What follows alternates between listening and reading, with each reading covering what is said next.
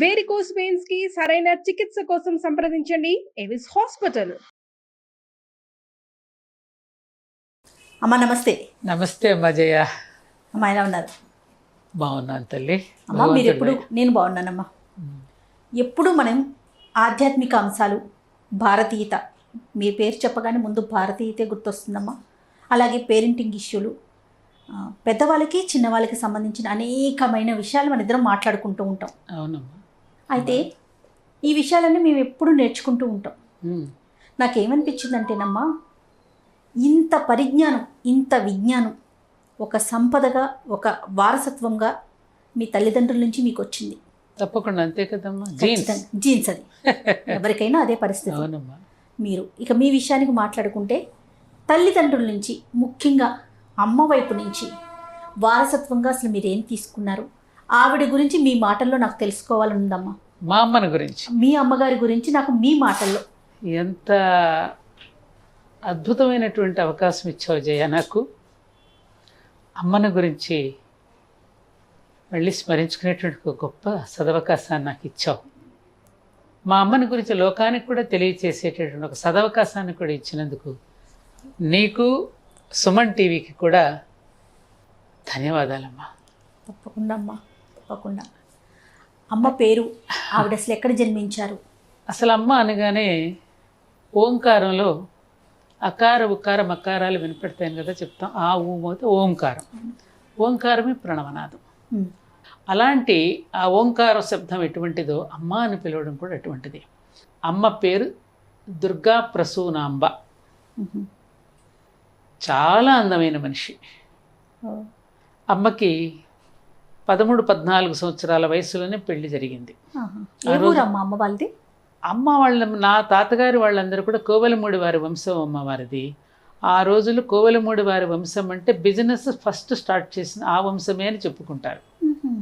అట్లా వీళ్ళు మొదటి నుంచి బిజినెస్ పీపుల్. అలా బిజినెస్గా తిరుగుతూ అనేక పట్టణాల్లో నివసించేవారు. నెల్లూరు, అలాగే పామరు గుడివాడ దగ్గర మా ఇంకో తాతగారు అమ్మ పెంచుకున్నారు. అట్లా అమ్మ అట్లా అనేక చోట్ల పెరుగుతూ వచ్చింది. విజయవాడలో ఉండేవారు. అలా విజయవాడ, నెల్లూరు, పామర్రు ఇట్లా అన్ని టౌన్స్లోనూ పెరుగుతూ వచ్చినటువంటి కుటుంబాలు బిజినెస్ పరంగా అనమాట. ఒక చోట అనేది ఉండేవారు కాదు. అసలు స్వగ్రామం వెళ్ళేది కోలవెన్ను. కోలవెన్ను అంటే కోట్లు, వేలు, లక్షలు, నూరులు అనేవారు. అంతటి ప్రసిద్ధి చెందిన గ్రామంగా చెప్పుకుంటారు కృష్ణా జిల్లాలో. అది మా తాతగారి యొక్క అసలు స్వగ్రామం, పుట్టిన ఊరు. అమ్మ వాళ్ళు ఎంతమంది అమ్మ? సంతానం ఎంతమంది? మా అమ్మమ్మకు అసలైతే 14 మంది సంతానం అట. తర్వాత నాకు తెలిసి 4 మిగిలారు నాకు ఊహ వచ్చిన తర్వాత. నాకు 2 మేనమామలు, ఒక పెద్దమ్మ, అమ్మ. అంటే 2 అక్క చెల్లెళ్ళు, 2 మేనమామలే తెలుసు. మిగతా వాళ్ళంతా మేము పెరిగి చనిపోయారు అప్పట్లో. అప్పట్లో కాస్త ఆయు ప్రమాణం తక్కువ ఉండేది కదా, వైద్య సౌకర్యాలు లేక. ఒక అంత పట్టణాల్లో పెరిగిన మా అమ్మ ఒక చాలా మారుమూల ఉన్నటువంటి మా గ్రామానికి ఎలా వచ్చిందనేది చాలా ఆశ్చర్యం అనిపిస్తుంది. మాది ఎక్కడ కృష్ణా జిల్లాలో నూజివీడు తాలూకాలో ముసునూరు అనే ఒక గ్రామం. నాన్నగారిది. వీళ్ళంతా పెరిగింది తివాచీల మీద పెరిగారు. వీళ్ళంతా జమీందారీ కుటుంబాలు. నాన్నగారి వ్యవసాయ కుటుంబాలు. అది ఎట్లా అంటే నూజివీడులో అమెరికన్ హాస్పిటల్ అని ఉండేది, పెద్ద హాస్పిటల్. అంటే అది నూజివీడులో చాలా ఫేమస్. అక్కడికి ఎప్పుడో ఏదో సందర్భంగా మా పెద్దమ్మ గారు వాళ్ళు అక్కడికి వచ్చినప్పుడు, అక్కడికి ఇంకెవరో అక్కడికి చేరినప్పుడు పలానా పలానా అనుకుని మాట్లాడుకుంటూ కుటుంబాలలో పలానా దేవినేని బంగారయ్య గారి కుమారుడు శ్రీనివాస్ అనే అతను ఉన్నాడు, ఈ అమ్మాయిని చేస్తే బాగుంటుందనేది అలా సంబంధం కుదిరిందట. పెద్దవాళ్ళు అలా చెప్తూ ఉండేవారు. మరి మా ఇంటి దగ్గర చూస్తే నాన్నగారి దగ్గరకు వచ్చి చూస్తే మా తాతగారికి నాన్నగారే సేవ చేయటం. ఆయనకు ఒక షుగర్ ఎక్కువ అవటం వల్ల ఒక కాలు తీసివేయవలసి వస్తే మా నాన్నగారే తండ్రికి సేవ చేసేవారు. అలాంటి సమయంలో మా అమ్మాయి అడుగు పెట్టింది. అత్తగారి లేని కాపురం, పైగా బాగా తివాచీల మీద పెరిగినటువంటి మా అమ్మ అపురూపంగా పెరిగింది. మరి పెద్ద ఇది మా ఇంట్లో పెద్ద దొడ్డి, అదంతా ఓడవాలి, అవన్నీ అంత సంసారం చూసుకోవాలి. తల్లి లేని సంసారం, అత్తగారు లేని సంసారం. దానికి తోడు 13 ఏళ్ళకే వివాహం. చాలా అందమైన మనిషి. మా అమ్మ కాపురానికి వచ్చినప్పుడు చిన్నపిల్లగాను చుట్టుపక్కల వాళ్ళంతా మా అమ్మను చూడడానికి వచ్చేవారట ఆ అందాన్ని. అవును, ఆ రోజుల్లో మరి వాకిలంతా కళ్ళాపు చల్లేవారు కదా. చెప్పుకునే మా మేనత్తలు చెప్పేవారు ఇవన్నీ. ఆ కళ్ళాపు చల్లుతూ ఉన్నప్పుడు చీరల మీద పడతాయి కదమ్మా. రోజుకి ఎన్నో చీరలు మార్చుకోవాల్సి వచ్చేదట నేర్చుకోవడానికి ఈ పనులన్నీ. ఆ నగలు అవన్నీ పక్కన పెట్టి కళ్ళాపు చల్లడం, ఆ పేడ నీళ్ళు మళ్ళీ ఒంటి మీద పెడితే మళ్ళీ మార్చుకోవటం ఇట్లా చేసుకుంటూ వచ్చి ఎంతో పేరు గడించింది మా అమ్మ. ఆ గ్రామానికి ఒక తలమానికగా నిలిచింది. ఎవరైనా పిల్లలు పుట్టని వాళ్ళు ఉన్నా, పుట్టిన వాళ్ళు కానీ అమ్మ దగ్గరికి వచ్చి నిద్ర చేయించుకునేవారు. అమ్మ మొలతాడు, జుబ్బ, అమ్మ మొట్టమొదట సబ్బు ఇవన్నీ కూడా అమ్మ ఇస్తేనే ఆ పిల్లలకి వాడేవారు. పిల్లలు లేని వాళ్ళు అమ్మ దగ్గరికి వచ్చి నిద్ర చేసి వెళ్ళేవారు. అలా తలమానిక. ఇంకొకటి ఏంటంటే మా అమ్మ దగ్గర ఉన్న విశేషం, అమ్మ ఎలా తెలిసేది ఆవిడకి ఫ్యూచర్ తెలుస్తుంది అమ్మకి. ఎవరికైనా ఆరోగ్యం బాగోకపోతే మా అమ్మ వెళ్ళి చూస్తే నాడి పట్టుకు చూసేది. చూసి 48 గంటలు లేకపోతే 24 గంటలు లేకపోతే ఇలా అమ్మ వెంటనే చెప్పేది కరెక్ట్గా నిజమయ్యేవి. దైవారాధన బాగా చేసేవారమ్మా? దైవారాధన అంటే రోజు పూజల వ్రతాలు చెప్పిన ప్రతిరోజు ఉదయం గోపూజ చేసేది. ఎక్కువగా పండుగలు పర్వదినాల్లో రోజు తులసి కోటకి పూజ చేసేది. కానీ ప్రతి పనికి కృష్ణార్పణం అనుకుంటూ చేసేది. వెసట్లో బియ్యం వేసినా, కూరగాయలు తరుగుతున్నా, కనీసం తన కాఫీ మజ్జిగ తాగుతున్నా కృష్ణార్పణం అంటూ తీసుకునేది. కృష్ణార్పణం అనేది ఎప్పుడు కృష్ణార్పణం. ఇదే మాట తప్ప పెద్దగా పూజలు వ్రతాలు చేయడం కానీ అదే పనిగా దేవాలయాలకు వాళ్ళు ఇవన్నీ ఏం చేసేది కాదమ్మ. మంచి అడ్మినిస్ట్రేటర్ అమ్మ. తన పిల్లల్నే బిడ్డలు అనుకునేది కాదు, అందరి పిల్లలు నా పిల్లలే అనుకునేది కాదమ్మా. వారసత్వంగా అనేక లక్షణాలు, కొంత సంపద అమ్మది తీసుకుంటాం. మీరు వారసత్వంగా ఏం తీసుకున్నారంటే ఏం చెప్తారమ్మా? అమ్మ నుంచి నేర్చుకున్నది ప్రేమ ఎక్కువగా. నేను ఇందాక నిన్ననే నాది అనేది లేకుండా అందరి బిడ్డలు నా బిడ్డలే అనుకునే భావన, అది మాత్రం మా అమ్మది వచ్చింది. అలాగే ఒక పనిని నిర్వహించేటప్పుడు ఒక అడ్మినిస్ట్రేషన్ స్కిల్స్ అంటారే, అది కూడా కొంత అమ్మ నుంచి వచ్చింది. ఖచ్చితంగా అమ్మ, అసలు అందులో సందేహమే లేదు. ఎందుకంటే మీ విధి విధానాలు చాలా దగ్గర నుంచి నేను చూస్తా ఉన్నా, కొన్ని సంవత్సరాల నుంచి, బహుశా ఒక 20 సంవత్సరాల నుంచి చూస్తున్నానేమోనమ్మా నేను మిమ్మల్ని. అవన్నీ అమ్మ దగ్గర నుంచి వచ్చాయి. మీరెంతమంది అమ్మా? 4 అన్నదమ్ములు అమ్మ, 3 అక్క చెల్లెళ్ళు. నేను అక్క చెల్లెళ్ళలో 3వ అమ్మాయిని నేను. 4 అన్నదమ్ములు. చిన్నప్పుడు నేను బాగా అల్లరి చేసేదాన్ని, చాలా అంటే చాలా అల్లరి. ఊళ్ళో అల్లరి పిల్లంటే సత్యవాణి, అంత అల్లరి చేసేదాన్ని. అట్లా ఎప్పుడన్నా అల్లరి చేస్తున్నప్పుడు అమ్మ, ఆ రోజుల్లో బయట ఉండేవి కదా పొయ్యిలు, గొట్టాం పెట్టి ఊదేవారు కదా వంట చేసేటప్పుడు. నేను అల్లరి చేసినప్పుడు ఆ గొట్టం పట్టుకున్న వెంట పరిగెత్తేది. అమ్మకు అందకుండా నేను వెళ్ళి జామ చెట్టు మీద కూర్చునేదాన్ని. ఇప్పుడు ఎలా కొడతావు కొట్టబ్బా. అట్లా బాగా అల్లరి చేయటం అనేది బాగా ఎక్కువగా ఉండేది అమ్మ దగ్గర. లేని వాళ్ళని చులకనగా మాట్లాడటం అనేది అమ్మ ఒప్పుకునేది కాదు. చిన్నప్పుడు నేను ఒక్కసారి ఒక చిన్న పొరపాటుతో, మన ఇంట్లో పరిచారికలు ఉంటారు కదా, ఆ పిలుపులో ఏదో అపశృతి వచ్చింది నాలో నుంచి. అప్పటితో ఇంకొకసారి ఎప్పుడైనా అట్లా పిలిచావంటే నేను ఊరుకోను అని చెప్పి ఆ రోజు నన్ను దెబ్బలేసిందమ్మ. చాలా తప్పమ్మ, అలా మాట్లాడకూడదు వాళ్ళని, వాళ్ళు కూడా మనలాంటి మనుషులే, వాళ్ళని కూడా మనం గౌరవంగానే పిలవాలి అని ఒకరోజున ఆ దెబ్బలు మాత్రం కూర్చున్నాయి. అప్పుడప్పుడు అలా చేసేటప్పుడు ఒక మాట అనేది నన్ను, అసలు అప్పుడు చచ్చిపోయినా బాగుండేది నువ్వు అనేది. ఏంటి అప్పుడు చచ్చిపోయినా బాగుండేది అని అంటుంది ఏంటక్క అని మా మేనత్తని అడిగాను నేను.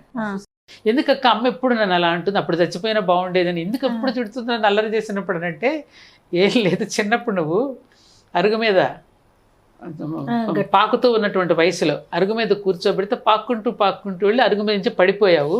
పడిపోతే రాతి మీద దెబ్బ తగిలి, ఇప్పటికీ ఉంది నాకు ఆ దెబ్బ మచ్చ. ఆ దెబ్బ తగిలినప్పుడు బ్లీడింగ్ ఆగల, ఎంత దూది పెట్టినా బ్లీడింగ్ ఆగలేదు. చనిపోతావని చెప్పి రోజు ఇక అయిపోయిందని చాట్లో పడుకోబెట్టి బయట పడుకోబెట్టేవారట. ఇది చావలేదని చెప్పి మళ్ళీ లోపలికి తెచ్చుకునేవారట. అయ్యో, అంటే ఎంత మొండి ఘట్టమో చూడు. మా పోతురాజు గారు మాస్టర్ గారు అని ఉండేవారు, ఆయన అనేవారు, ఇది గోతులో పెడితే మళ్ళీ పైకి లెగుస్తుంది, ముక్కుకు వస్తే నెత్తురు తాగుతుంది అనేవాడు. అట్లా ఆ చాట్లో పెట్టి బయట పెట్టేవారు, మళ్ళీ బతికి లోపలికి వచ్చేది అన్నట. చనిపోయిందినే, అందుక అది కోపం వచ్చినప్పుడు అలా బాగా అల్లరి చేసినప్పుడు ఆ మాట అనేది. అల్లరి చేసేవాళ్ళమ్మా? అబ్బో బాగా మగరాయుడే, మగపిల్లలు ఆటలే ఆడేదాన్ని, బచ్చాలు ఆడటం, గోళీలు ఆడటం, సరదా అనమాట. అట్లా అమ్మ అట్లా నన్ను మాట అంటూ ఉండేది. అడ్మినిస్ట్రేటివ్ అన్నారు కదమ్మా, దగ్గరగా చూసి ఏమన్నా ఉంటే షేర్ చేస్తారా నాకు? ఇప్పుడు ఇంటికి బంధువులు వచ్చారనుకో జయ, సరే నిమిషాల మీద వాళ్ళకి ఎవరికి ఏది కావాలో అది అరేంజ్ చేయటం, అది అంతమంది మేమే 7. తర్వాత ఉమ్మడి కుటుంబం, మా అన్నయ్యలకి పెళ్లిళ్ళు అయింది, వాళ్ళ వ్యవసాయం, వాళ్ళు మా వదినలు వచ్చేసారు. మరి ఇంతమంది పిల్లల్ని ఇన్ని రకాలుగా మేనేజ్ చేయటం అంటే అంత అమ్మే. నాన్నగారు పట్టించుకునేవారు కాదు. నాన్నగారు వ్యవసాయం తన పనుల్లో ఉండేవారు. మరి పిల్లలకు పండుగలు వస్తే బట్టలు కొనాలని అవన్నీ ఇవన్నీ కొనాలంటే నాన్నగారికి తెలియకుండా, ఆయన ఇబ్బంది పడకుండా చాలా చాకచక్యంగా మేనేజ్ చేసేది. వైవాహిక జీవితం ఎలా ఉండేదమ్మా అమ్మది? చాలా బాగుండేది. నాన్నగారికి అమ్మ చాలా ఇదిగా ఉండేవారు. అమ్మ కూడా నాన్నగారిని అక్కడే నేను నేర్చుకున్నాను కొన్ని పాయింట్స్ అమ్మ దగ్గర. నాన్నగారు బాగా కోపంగా ఉండేవారు. పంటలు ఒక్కోసారి పండక, కూలి వాళ్ళు వచ్చినప్పుడు డబ్బులకి ఇబ్బంది పడవు, రకరకాలుగా సంసారం అన్నాక పిల్లలు పెరుగుతుంటే ఉంటాయి కదా. అలా ఉన్నప్పుడు అమ్మ దగ్గర కూర్చొని భోజనం చేసేటప్పుడు చక్కగా విసనకరతో విసురుతూ నాన్నగారి కోపాన్ని తగ్గించాలంటే మా నాన్నగారు రామాయణ భారతాలు బాగా చెప్పేవారు. అందులో ఉన్న ఒక్కొక్క ఘట్టాన్ని వివరించేవారు. పద్యాలు బాగా చదివేవారు. నాన్నగారికి ఏ సబ్జెక్ట్ అయితే ఇష్టమో ఆ సబ్జెక్టుని కనుక మాట్లాడితే నాన్నగారు ఆటోమేటిక్గా కూల్ అవుతారు కదా. ఏమండి అప్పుడు మీరు చెప్పారు, నాకు గుర్తు, అర్జునుడు అప్పుడు ఏం చేశాడు, ఏమన్నాడు, ఈ కృష్ణార్జున సంవాదంలో వచ్చేటువంటి విషయాలు అప్పుడు ఏమన్నాడని అలా ఎత్తేది. అలా ఎత్తడంతో నాన్నగారు అవన్నీ మర్చిపోయి కూల్ అయిపోయి చక్కగా వివరించి చెప్పేవారు అన్నమాట. అది నేను అమ్మ దగ్గర నేర్చుకున్నాను జయ. ఎలా అంటే అవతలి యొక్క వ్యక్తిని సందర్భానుసారంగా అవతలి వారికి ఏది ప్రీతికరమైందో ఆ ప్రీతికరమైంది కనుక మనం చేస్తే వాళ్ళని సంతోషపెట్టి ఆ సందర్భాన్ని చక్కగా అక్కడ సమన్వయం చేయొచ్చు అనేది అమ్మ దగ్గర నుంచి నేర్చుకున్నాను. అమ్మ ఆధ్యాత్మిక విషయాలు ఎంత చక్కగా చెప్తారమ్మ మీరు. పద్యాలు కానీ శ్లోకాస్ కానీ ఇవి ఎవరి దగ్గర నుంచి? నాన్నగారి దగ్గర. ఆయన దగ్గర నుంచి. ఇది నాన్నగారేనమ్మా. నాన్నగారి దగ్గర నుంచి. మాట తీరు, మీ రూపు బొమ్మలాగా ఉంటారు. అంటే ఇంత పెద్దవాళ్ళని ఆ మాటతో వర్ణించకూడదేమో నాకు తెలియదు, కానీ నాకు ఎంత బాగా గుర్తొస్తా ఉంటారంటే మీ రూపం అమ్మవారే సాక్షాత్. నీ అభిమానం తల్లి, అది నీ భావనకి సంతోషం. అది నాన్నగారి నుంచి వచ్చింది జయ. అందరినీ ప్రేమించటం అనేది, అందరినీ తన వాళ్ళుగా అనుకోవడం అనేది అమ్మ నుంచి వచ్చిందిరా. అడ్మినిస్ట్రేషన్ ఇందాక నువ్వు అన్నావు, అది ఇంట్లో చేసేది. నేను ధర్మపురి దేవాలయాలు కడుతూ ఉన్నప్పుడు నన్ను వెన్ను తట్టి, నీకెందుకమ్మా నేనున్నా, అసలు అమ్మ పేరు దుర్గా ప్రసూన, అక్కడ నిలబడుతున్నది దుర్గా, నేనున్నాను కదమ్మా అని అమ్మ అక్కడే ఉండి వంటలు చేసి వచ్చిన వాళ్ళందరికీ భోజనాలు ఏర్పాటు చేసి, అమ్మ భోజనం కోసమని సిటీ నుండి కార్లు వేసుకుని వచ్చేవారు అందరూ. అమ్మ వంట తిన, రోటి పచ్చళ్ళు, అక్కడ అడవిలో రోటి పచ్చళ్ళైనా ప్రతి పిండి వంటలైనా ధర్మపురి క్షేత్రంలో అమ్మ నాకు 6 సంవత్సరాల పాటు వెన్నుదన్నుగా నిలిచి దేవీ నవరాత్రులైనా అక్కడ నిత్యాన్నదానానికి పాత్రలు కూడా ఫస్ట్ అమ్మే కొనిచ్చింది నాకు. అమ్మ ఆ ప్రతిష్టప్పుడు అమ్మ వెన్నుదన్నుగా నాకు లేకపోతే నేను చేయగలిగేదాన్ని కాదమ్మా. మీరు సమాజ సేవతో బయట కార్యక్రమాలు ఎక్కువ మీకు చిన్నప్పటి నుంచి ఉన్నట్లుంది. అంటే బహుశా పెళ్ళైన తర్వాత నుంచి కార్యక్రమాలు బాగా చురుగ్గా ఉన్నట్లున్నారు అనుకుంటున్నాను. పెళ్ళైన తర్వాత విశాఖపట్నంలో ఉన్నప్పుడు లేదమ్మా అంతగా, హైదరాబాద్ వచ్చిన తర్వాతనే. ఓకే, మరి ఇప్పుడు ఈ పిల్లలు సంసారం, మీరు బయటకు వెళ్ళిపోయి కార్యక్రమాలు నిర్వహిస్తుంటే మీకు అమ్మాయినా వెనక ఉండేది? చాలా ఆవిడ సహాయ సహకారాలు ఏ విధంగా ఉండేవి? నేను విరాట్ హిందూ సమ్మేళనానికి వెళ్ళినప్పుడు, అయోధ్య ఇష్యూలో నేను రాష్ట్రం అంతా పర్యటించినప్పుడు అమ్మాయి ఉంది ఇంట్లో. నాకు అమ్మాయి ఈ సామాజిక కార్యక్రమాలు చేయడం మొత్తానికి నాకు వెనుక అమ్మేనమ్మ. ధర్మపురి విషయంలో కానివ్వు, నేను అయోధ్య రామజన్మభూమి, అల్ కబీర్ మూమెంట్స్ చేసినవి కానీ, ఏ కార్యక్రమం చేసినా అమ్మ నాకు అట్లా 92 వరకు అమ్మ నాకు అట్లా హెల్ప్ చేసింది. మిమ్మల్ని ప్రోత్సహించేవారమ్మ ఇలా బయటకు వెళ్తానంటే ఒక ఆడపిల్లగా? బాగా. అసలు ధైర్యం నేర్పిందే నాకు అమ్మ కదా. ధైర్యంగా అమ్మ ధైర్యంగా ఉండేది, మమ్మల్ని ధైర్యంగానే పెంచింది. ఎందుకు నేను అమ్మకి కొంచెం ఇక ఆఖరి రోజులు దగ్గరకు వస్తున్నప్పుడు సెంట్ తెరెసా హాస్పిటల్లో అడ్మిట్ చేసినప్పుడు అందరికీ అన్నీ చెప్తూ ఉంటే, అమ్మ అందరికీ అన్నీ చెప్తున్నా మరి నాకేం చెప్పవేంటి అన్నాను జయ. అంటే అమ్మ నింది ఈ వేలు ఇలా పెట్టింది, ఇలా పెట్టి, నీకేంటమ్మా నువ్వు ఛాలెంజ్గా బ్రతుకుతావు, ఛాలెంజ్గానే బ్రతుకు అని ఆ విధమైనటువంటి దీవెన ఆ రోజున అమ్మ చనిపోతూ ఇచ్చింది జయ. అంతకంటే ఇంకేం కావాలి, ఛాలెంజ్గా బ్రతుకమ్మా అని. నిజంగానే ఆఖరి రోజుల్లో చనిపోతున్న క్షణాలు చెప్పాను. అమ్మకి నాన్నగారికి కూడా జబ్బు చేసినప్పుడు డాక్టర్స్ కూడా డయాగ్నైజ్ చేయలేని అమ్మ ముందే చెప్పేసింది, ఫలానా జబ్బు. నాన్నగారు ముందే అమ్మ చెప్పేసింది, ఇది మామూలు జబ్బు కాదు, ఇది ఫలానా అని. నాన్నగారిది అమ్మ నిర్ణయించి చెప్పింది డాక్టర్స్కి. అమ్మకు అంత తెలుసు, మరి ఏం చదువుకుంది, 4వ తరగతి 5వ తరగతి. అలాంటి అమ్మ 92 మార్చి 20వ తేదీన మేము ప్రతిరోజు అమ్మకి ధైర్యం చెప్తూ కూర్చుని ఏదో ఒకటి పారాయణ చేస్తూ ఉండేవాళ్ళం. ఆ రోజు రాత్రి అందరిని దగ్గరికి పిలిచింది. ఇంక మీరు త్వరగా భోజనం చేసేయండి అమ్మా అంది అందరినీ. మా అందరినీ పిలిచింది. అందరం అక్కడే ఉన్నాం, పిల్లలు, మా పెద్దమ్మ. పిలిచి భోజనం రాత్రి 1 గంటకి మళ్ళీ పిలిచింది అందరినీ. నమస్కారం పెట్టింది పిల్లలందరికీ. 56 సంవత్సరాలు అయిందయ్యా మీ ఇంటికి కాపురానికి వచ్చి, నేను అందరూ మీరు చెప్పినట్టుగా నడుచుకున్నారు, అందుకు మీ అందరికీ నేను ధన్యవాదాలు చెప్తున్నానని నమస్కారం పెట్టింది పిల్లలకి. పెట్టి హారతి ఇవ్వమనింది తనకి. హారతి ఇవ్వమనింది. హారతి ఇస్తున్నాం. ఇస్తుంటే అయిపోతుంది కర్పూరం, పైన నా గదిలో ఇంకా ఉంది, కర్పూరం తీసుకురండి అని హారతి ఇప్పించుకుంది. వెంటనే నేను అయితే మళ్ళీ మన ఇంటికే రామ్మా, ఇక్కడికే రామ్మా నువ్వు అన్నాను నేను. అనిన తర్వాత అడుగో వచ్చాడు అనింది. నా కోసం అడుగో వచ్చారు అనింది. అంతే కన్ను మూసిందమ్మ. ముందుగానే చెప్పింది నాకు. ఆవిడికి తెలుస్తోంది, అన్నీ తెలుసు. ఇంచు పై ఇంచు మరణాన్ని ఆస్వాదించటం అంటే ఏంటో, క్షణక్షణం ఒక మృత్యువుని ఆహ్వానించటం అంటే ఏమిటో అమ్మ దగ్గర చూసాను జయ నేను. నాన్నగారు ఆహ్వానించారు ఆవిడ. నాన్నగారు కూడా అంతే. మా నాన్నగారు చనిపోతున్నప్పుడు కూడా నేనే దగ్గర ఉన్నాను. నాన్న నాకు కోరిక ఉంది, కోరిక చెప్పండి. నాన్నగారు పద్యాలు బాగా చదివేవారు కదా. ఇక నాన్నగారు టైం అయిపోతుంది, ఇంకా వెళ్ళిపోతున్నారు క్షణాల్లో. నాన్న ఒక్క కోరిక తీర్చండి నాన్న అన్నాను. ఏంటమ్మా అంటే, లావొక్కింత లేదు పద్యం చెప్పండి నాన్న అన్నాను. గజేంద్ర మోక్షంలో లావొక్కింత లేదు ధైర్యము విలోలంబయ్యి ప్రాణముల్ ఠావుల్ దప్పి మొచ్చ వచ్చి ధనువుండ శ్రమం బయ్యడిని నీవే తప్పని తత్పరం వెరుగ మన్నింపందగం దీని రావే ఈశ్వర కావవే వరద సంరక్షింపు భద్రాత్మక అంటూ ఈ సెలైన్ బాటిల్తో కూడా అలా ఎత్తేసి నాన్నగారు పద్యం పాడేశాను. అప్పుడు మా చిన్ననాన్నమ్మ పక్క నుండి, చిన్నదానివైనా ఎంత మంచి ఆలోచన వచ్చిందమ్మా, నా కొడుకుని సాంతం చక్కగా వైకుంఠానికి పంపించేసావు కదా అని నాన్నమ్మ కావలించుకుని ఏడ్చి. అట్లా నాన్నగారి మరణం అలాగే. అమ్మ కూడా అట్లాగే చనిపోయే ముందు బెడ్షీట్ తెప్పించుకుని తనకి ఏది కప్పాలో ఆ బెడ్షీట్ తెప్పించుకుని పెళ్లినాటి తన పట్టుచీర కప్పమని చెప్పింది. ఆ పెళ్లినాటి పట్టుచీర కప్పుతున్నప్పుడు మా ఊర్లో అప్పుడు పల్లెటూళ్ళలో ఇంకా ఈ భావాలు ఇంకా నాటుకుపోయి ఉన్నాయి కదా జయ. అవునమ్మా. ఆ చీర ఎట్లా కడతారు, ఆమెకు అట్లా కట్టడానికి లేదని మా బాబాయ్ అంటే అప్పుడు నేను నిలదీసి, ఏంటి బాబాయ్ మీరు అలా అంటున్నారు, మా అమ్మ ఎప్పుడు నిత్య సుమంగళే, సువాసిని ఏంటి మీరు అనుకుంటున్నట్టు అది కాదు బాబాయ్, మంచి మనసు కలిగిన వాళ్ళే సుమంగళ్ళు, ఇది మానేయండి ఇవన్నీ మూఢాచారాలు, మా అమ్మకి ఎట్టి పరిస్థితుల్లో నేను అదే కప్పి పంపిస్తానని చెప్పి పోరాడి నేను ఆ అమ్మ కోరిన ప్రకారమే అన్నీ పెట్టి పంపించడం జరిగిందనమాట.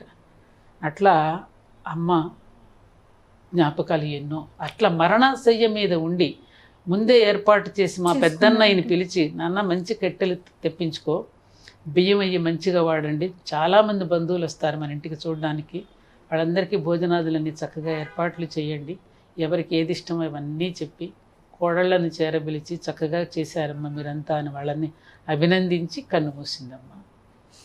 అది ఎంత అద్భుతమైన స్త్రీ కదమ్మా. ఎంత అద్భుతమైన, చాలా అద్భుతమైన స్త్రీ అమ్మ.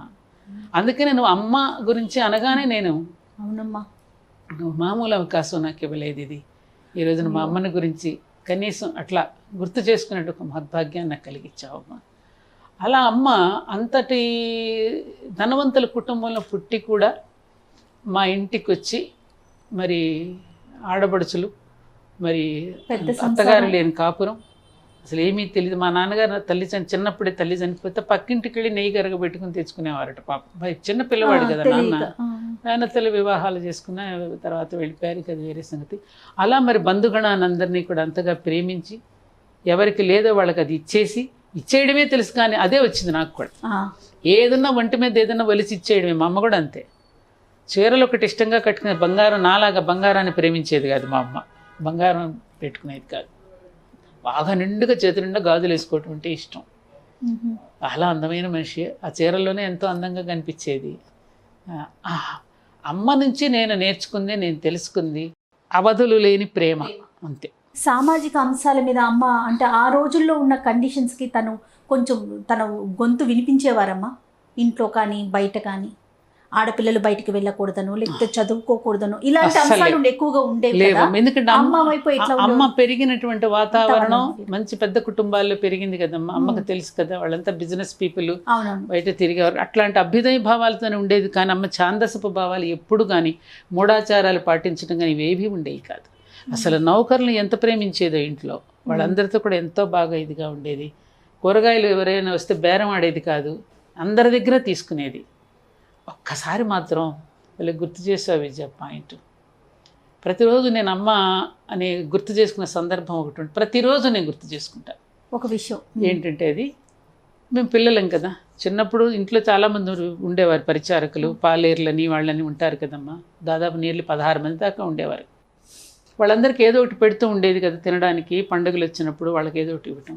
ఇక మేము పెరుగుతూ ఉన్న వస్తున్న కొద్దికి ఖర్చులు పెరుగుతూ ఉన్నబ్బా, ఈ పిల్లలు పెరుగుతున్నారబ్బా, నాకు ఇంకొకరికి పెట్టుకోవడానికి అవకాశమే దొరకటం లేదు. ఇది రోజు గుర్తు చేసుకుంటా నేను. అంటే అమ్మ బాధపడేది, నా బిడ్డలకే పెట్టుకోవాల్సి వస్తుంది, ఇంకా నేను ఇదివరకులాగా అందరికీ పెట్టుకోలేకపోతున్నానే వ్యధ చెందేదండి అమ్మ. అది ఎంత గొప్ప మాట. అది డైలీ నేను గుర్తు చేసుకుంటాను, నా విషయంలో కూడా గుర్తు చేసుకుంటాను నేను. ఎంత గొప్ప ఆలోచన కదా, ఎంత గొప్ప. అది మాత్రం అమ్మ పద్దాక విసుగు అనుకునేది, బా ఈ పిల్లలు పెరుగుతున్నారు, వీళ్ళకి ఏం పెట్టుకోలేకపోతున్నానే, నేను వీళ్ళ వల్ల ఎవరికి పెట్టుకోలేకపోతున్నానే. ఆ మాట మాత్రం నన్ను కదిలించేసే మాట. మావిడ ఎక్కువ సంతోషంగా ఉన్న ఏదన్నా ఒక సందర్భం, బాగా సంతోషించారు మీకు తెలిసిన సందర్భం ఏదన్నా ఉంటే? ఎవరు బాగున్నా వాళ్ళ జీవితాలను చూసి అందరినీ చూసి అమ్మ ఆనందపడేది జయ. ఫలానా ఒక విషయం అని కాదు, ఎవరన్నా పైకి వస్తున్నా, ఎవరి జీవితాలన్నా బాగున్నా ఎక్కువగా అనేది ప్రత్యేకమైనటువంటి సందర్భాలుగా సంతోషపడటం అనేది ఆవిడకి అంతా సంతోషం, దుఃఖాన్ని కూడా సంతోషంగా భరించింది. ఇక కుటుంబం అయిన తర్వాత ఒడిదుడుకులు, పండని పొలాలు, పిల్లల ఎదుగుదల, మళ్ళీ వాళ్ళకు వివాహాలు చేయటం, ఇవన్నీ ఉంటాయి కదా. అవునమ్మా. అది అందుకని అందరూ మంచివాళ్ళు వచ్చారు. ముఖ్యంగా అమ్మ సంతోషపడింది ఏంటంటే వచ్చినటువంటి కోడళ్ళందరూ మంచివాళ్ళు కావడం, అల్లుళ్ళందరూ మంచివాళ్ళు కావడం, అంతకంటే ఆనందం ఏముంది, వాళ్ళని చూసుకుని సంతోషపడింది. ఆవిడ బాగా దుఃఖించిన సందర్భం ఏదన్నా మీకు గుర్తుందా?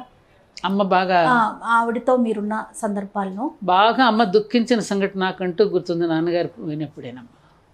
సంవత్సరం వరకు అమ్మని ఇంకా అసలు ఆపలేకపోయారు. సంవత్సరం వరకు అసలు అమ్మ అసలు నిరంతరం దుఃఖిస్తూనే ఉండేది. మా చివరిగా చెప్పండి, అమ్మకి ఏదైనా ఒక మాట చెప్పాలి అంటే మీరు ఏం చెప్తారు?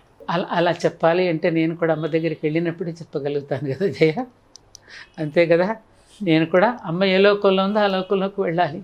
లేదంటే అమ్మ ఏదో ఒక రూపంలో ఎక్కడైనా దిగిందేమో, అందుకని అందరిలోనూ అమ్మని చూసుకుంటాను నేను. అందుకే నేను ఎవరినైనా మగపిల్లల్ని కానీ ఆడపిల్లలు పెద్దవాళ్ళైనా చిన్నవాళ్ళైనా అమ్మ అనే సంబోధిస్తా, మగపిల్లల్ని నాన్న అనే సంబోధిస్తాను నేను.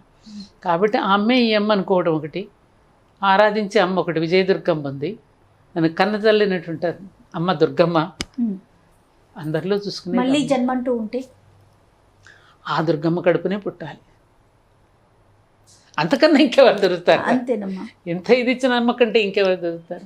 ఇవన్నీ మనందరికీ సుపరిచితమే కదమ్మా, సుపరిచితమే కదా. ఒక మదర్గా మీకు తెలుసు, నాకు తెలుసు, ఆది గురువు అమ్మే కదమ్మా.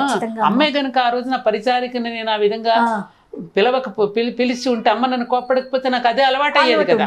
తప్పమ్మ వాళ్ళని కూడా గౌరవంగా పిలవాలి అనేది అమ్మ నేర్పిందే కదా. అవునమ్మా.